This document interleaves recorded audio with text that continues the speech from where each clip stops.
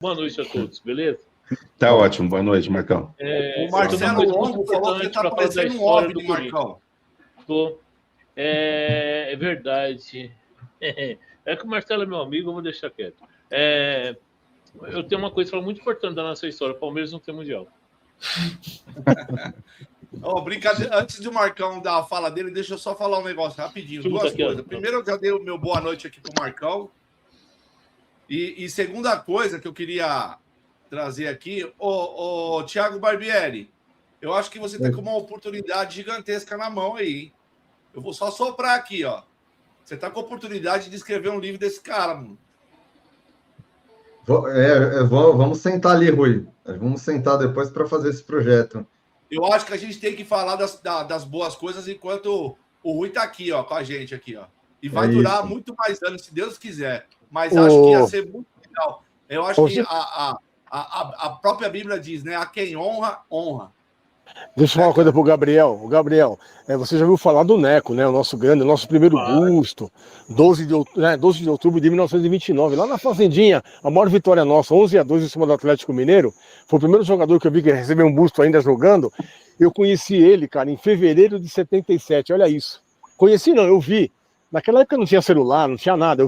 Eu soube que era ele porque o Brandão reconheceu e veio buscar. Ele estava quase do meu lado, assim. Eu estava assistindo um treino no Parque São Jorge esse dia. Fui buscar um ingresso para assistir Corinthians e Aliança de São Bernardo, um amistoso que o time reserva ia fazer contra esse time de São Bernardo, que era um time da Varziano, muito bom na época. E eu fiquei sabendo que era o Neco. E ele falece depois, dia 31 de maio, no mesmo ano, sem ver o time dele do coração ser campeão de novo. Ele que foi tão importante na nossa história. E eu tive a oportunidade de muitas vezes falar com o Neco, o Uriel Fernandes, 5 vezes artilheiro do Campeonato Paulista, que cuidava da sala de troféus, e também tive o privilégio de sentar e conversar com o Toninho de Almeida, o maior historiador da história do Corinthians, o maior de todos. Se juntar aí todos que são Celso Unzetti, o próprio Fernando Vanner, está todo mundo aí. Eu não vou nem me colocar porque eu não sou historiador, eu sou um torcedor como vocês. Esses caras não vão chegar a 30%, 40% do que foi esse homem. A Bíblia, a Barça, chama-se Antoninho de Almeida. Eu também conheci, tive o prazer de conhecê-lo. Eu fico só imaginando quão incrível deve ser você ir no Parque São Jorge e você se deparar com ídolos de gerações. Eu moro muito longe do Parque São Jorge. Foram poucas as vezes que eu pude ir para lá. Quando eu fui, não encontrei ninguém de especial. Estou planejando de ir mais uma vez para ver o memorial, ver alguns títulos que eu ainda não vi. Mas eu fico imaginando como que devia ser ir há um tempo atrás e encontrar essas pessoas, esses ex-jogadores, né? Devia ser algo incrível. Posso fazer um convite para você? Posso te fazer um convite? Principalmente de ouvir histórias dessas pessoas. Então vou te fazer um convite. Um compromisso meu com você aqui, ao vivo, aqui na Poucas Ideias. O dia que você for no Parque São Jorge, eu moro em Atibaia. Normalmente eu vou para São Paulo. Me avisa o dia que você for, nós entramos juntos e eu te apresento o Parque São Jorge desde a biquinha de 1941, passando pela Capela de 67, passando pelo ginásio de 65, passando pelo arco, que é a união dos dois lados também, que já foi na época do Alfredo Inácio Trindade, passando ali também pela torre ali, que é a única obra original de quando o Corinthians comprou o Parque São Jorge dos irmãos Abdal e Salem, que era do Esporte Clube Sírio. O Sírio jogava ali, e nós jogamos pela primeira vez na nossa história, dia 25 de janeiro de 1923, quando ainda nós éramos visitantes naquele campo. Então, se me chama, eu vou te mostrar. Vai ter que tomar água da biquinha, porque isso é importante. De que quem toma água vira mais corintiano ainda? Como é que é isso? Eu tomei banho. Mais corintiano é impossível. Eu tomei banho, eu pulei dentro da... O Marcão também, viu? Olha o tamanho do Marcão. Eu bebi muita água lá. Mas vocês são de 67. Eu acho que tudo que o Rui falou é verdade. As pessoas, quem hoje, os modinhas, aí, os Nutelinhas, os emocionados que chamam, pra que o Paulistão? Olha o Paulistão. Era tão importante que a Libertadores era secundária nos anos 70, nos anos 80. Só passou a ser visto como Libertadores e Mundial depois que São Paulo ganhou 2 títulos e deu repercussão. Os caras falaram, para isso dá dinheiro. A motivação foi dinheiro, gente. Até então, ninguém esquentava a cabeça. Só uma Ninguém esquentava observação. a cabeça. Libertadores nos anos 60 não era nem secundário. Secundário era o brasileiro. Se a gente for pegar para ver mesmo, o Libertadores era o título mais inexpressivo da época, dos oficiais, né, claro. Posso contar uma novidade para vocês? Coisa que talvez vocês não saibam, nenhum de vocês, ou saibam. Em 1974, o São Paulo foi disputar a final da Libertadores na América contra o Independiente, de Avejaneira. Eles perderam a final. Eles convocaram, eles fizeram um convite, Gaviões da Fiel, Torcida Jovem dos Santos e Tupi, para torcer para eles, porque eles não tinham como encher o estádio naquele momento. Vocês sabiam disso? Eu não. Essa é nova, hein? Mas isso é normal, juntando todos não dá nossa. O Rui, de vez em quando eu falo uma novidade, gente. E pode pesquisar, vocês vão encontrar isso. E aí, fica tão claro como eram as coisas, que hoje as pessoas que menosprezam o Paulistão não têm noção do peso que era ser o campeão paulista. Eu falo isso, meu pai nasceu em 1917. Então eu cresci ouvindo falar de Neco, Mulatinho, Deldébio, Grané, Tufi, daí por diante. As histórias, assim que chegou o Leônidas da Silva no São Paulo, Domingos Zaguia no Corinthians, entre outras, o time de futebol de botão com o Pelé tinha do Corinthians, né? A história das camisas listradas, a fundação do... Meu pai nasceu em 17, meu pai cresceu, o Corinthians era um bebê quando meu pai nasceu. Meu pai passou a infância e a juventude crescendo junto com o Corinthians. Ele foi envelhecendo junto com o Corinthians. E todas essas histórias eu cresci ouvindo elas, né? Tanto que eu conheci o Luizinho Pequeno Polegar em 1998. Eu conheci o Polegar antes do falecimento, 96. 96 que o Edmundo veio jogar aqui.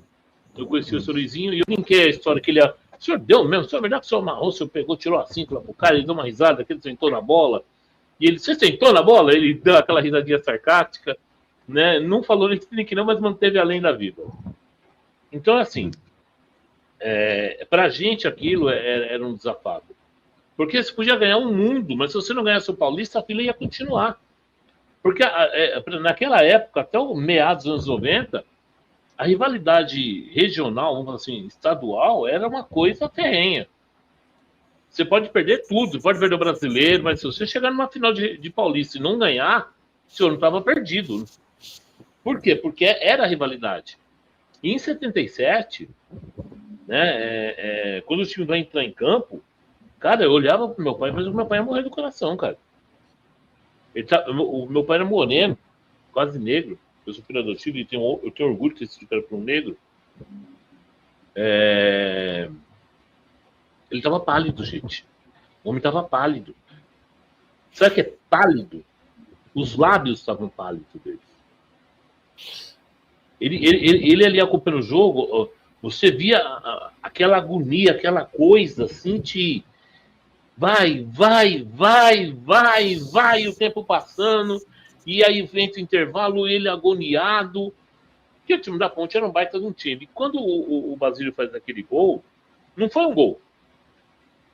Pegaram uma escavadeira e tiraram das costas da torcida do Corinthians todo aquele peso.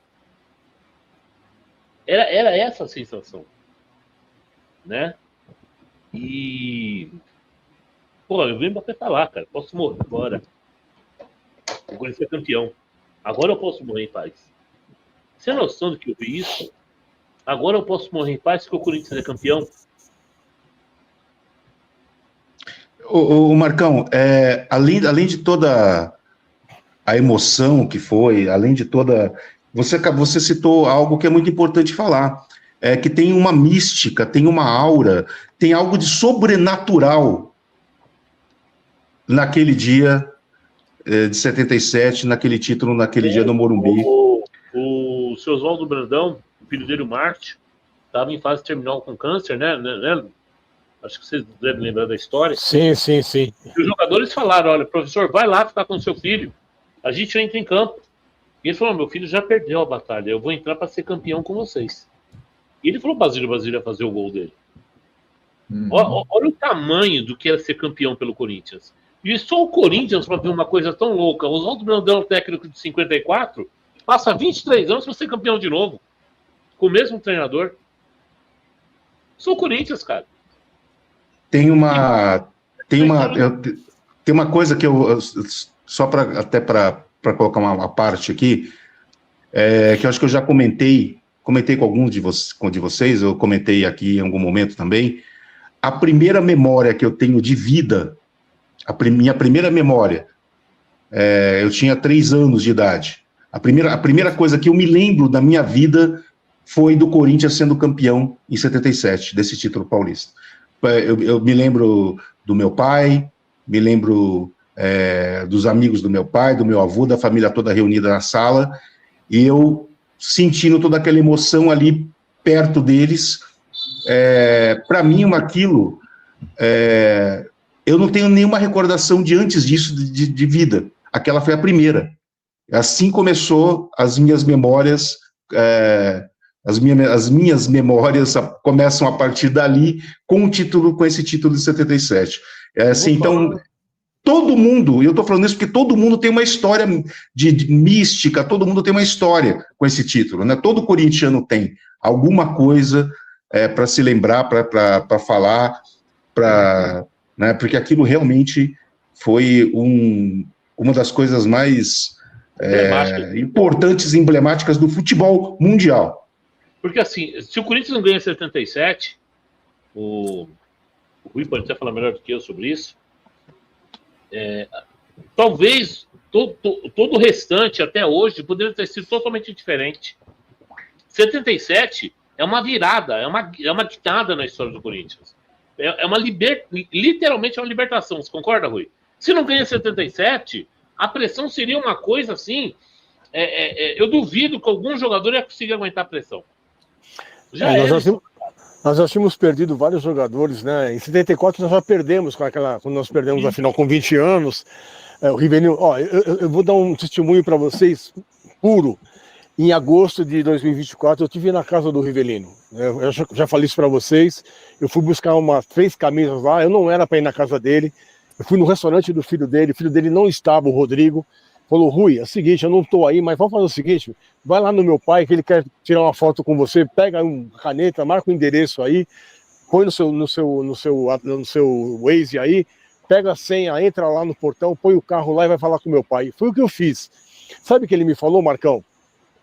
Falou assim, eu trocaria tudo na minha vida, tudo, inclusive o título de 1970 para ser campeão com o Corinthians, e eu não consegui. Entendeu?